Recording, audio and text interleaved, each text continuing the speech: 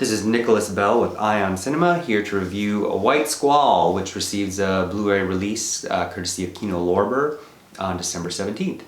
So White Squall was a 1996 film directed by Ridley Scott, kind of in his a decade of his dark days. He had started out that decade with Thelma and Louise on a high note, and then with 1492 Conquest of Paradise and G.I. Jane. And White Squall were all flops. It was kind of a hard 10 years for him, which he ended with Gladiator, which won Best Picture.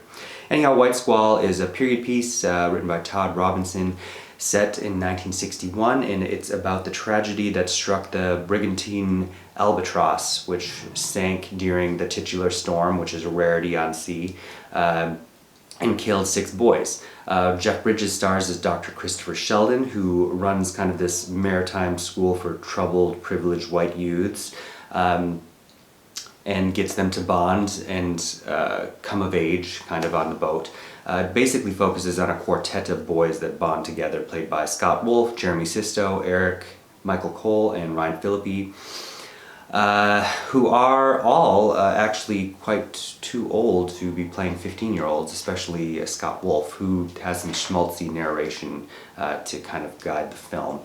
It's a bit Dead Poets Society for jocks, is the feeling of the film. Practical effects, a really kind of nasty scene with the killing of a dolphin are standouts. Jeff Bridges' characterization, I don't really get to know anything about Christopher Sheldon that explains why he's doing this in the first place, with his wife, played by Carolyn Goodall.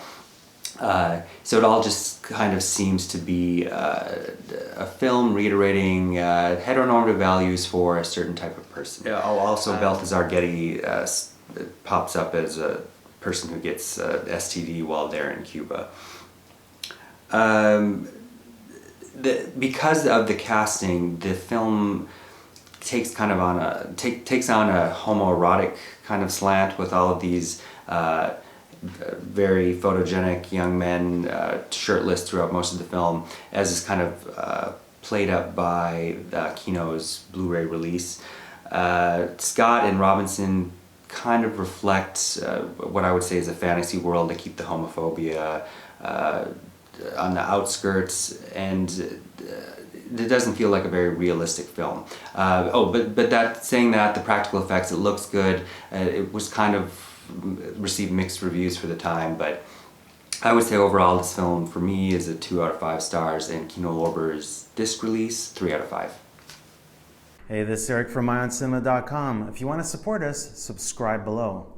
For more reviews, interviews, film festival coverage from Sundance, Cannes, Toronto, you want to check out these guys on this side.